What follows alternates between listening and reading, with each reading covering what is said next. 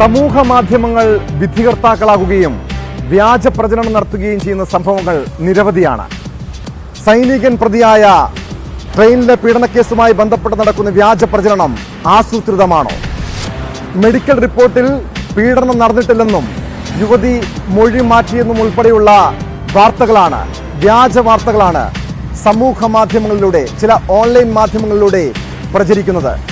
എന്നാൽ ഇത്തരം വാർത്തകൾ അടിസ്ഥാനരഹിതമാണെന്നും സംഭവത്തിൽ ഈ വ്യാജ വാർത്തകൾ പ്രചരിക്കുന്നതിന് ഗൂഢാലോചനയുണ്ടോ എന്ന് സംശയിക്കുന്നതായും റെയിൽവേ പോലീസ് അറിയിച്ചു. യഥാർത്ഥത്തിൽ രാജധാനി എക്സ്പ്രസിൽ സംഭവിച്ചത് എന്താണ്? പോലീസ് പട്രോൾ പരിശോധിക്കുന്നു.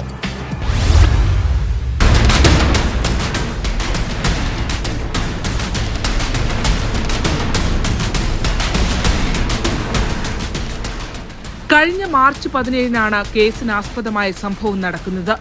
ജമ്മു കാശ്മീരിൽ നിന്നും രാജധാനി എക്സ്പ്രസിൽ നാട്ടിലേക്ക് മടങ്ങിയ പ്രതീഷ് എന്ന സൈനികൻ തിരുവനന്തപുരം സ്വദേശിനിയും വിദ്യാർത്ഥിനിയുമായ യുവതിയെ മദ്യം നൽകി മയക്കിയ ശേഷം എറണാകുളത്തിനും ആലപ്പുഴയ്ക്കുമിടയിൽ ലൈംഗികമായി പീഡിപ്പിച്ചു എന്നതായിരുന്നു പരാതി.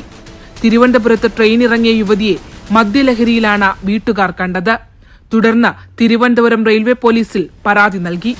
പരാതി ആലപ്പുഴയിലെ RPF-ന് കൈമാറുകയും പ്രതീഷ് കുമാറിനെ ആലപ്പുഴയിലെ ഭാര്യ വീട്ടിൽ നിന്ന് അറസ്റ്റ് ചെയ്യുകയുമായിരുന്നു. കോടതിയിൽ ഹാജരാക്കിയ പ്രതി ഇപ്പോൾ ആലപ്പുഴ സബ് ജയിലിലാണുള്ളത്.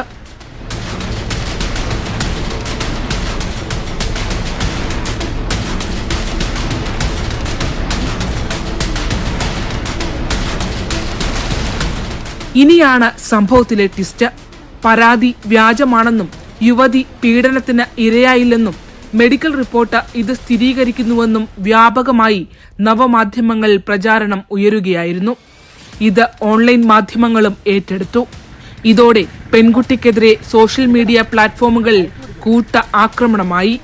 യുവതി മജിസ്ട്രേറ്റിന് മുന്നിൽ ഹാജരായി രഹസ്യമൊഴിയടക്കം നൽകി പരാതിയിൽ ഉറച്ചു നിൽക്കുകയും കേസിൽ നിർണായകമായ വിവരങ്ങൾ അന്വേഷണ സംഘത്തിന് കൈമാറുകയും ചെയ്യുമ്പോഴാണ് അടിസ്ഥാനരഹിതമായ പ്രചാരണം.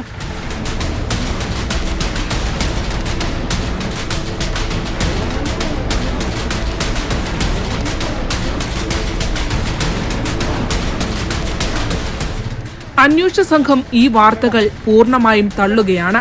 സൈനികൻ അനുകൂലമായ മെഡിക്കൽ പരിശോധനാ റിപ്പോർട്ട് എന്നത് വ്യാജ പ്രചാരണമാണെന്ന് അന്വേഷണ ഉദ്യോഗസ്ഥർ തന്നെ വ്യക്തമാക്കുന്നു.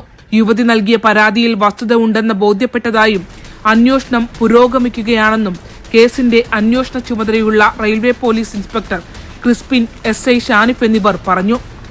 യുവതിക്കെതിരായ ദുഷ്പ്രചരണങ്ങൾ ബോധപൂർവമാണോ എന്ന് സംശയിക്കുന്നതായും അന്വേഷണ സംഘം വ്യക്തമാക്കുന്നു.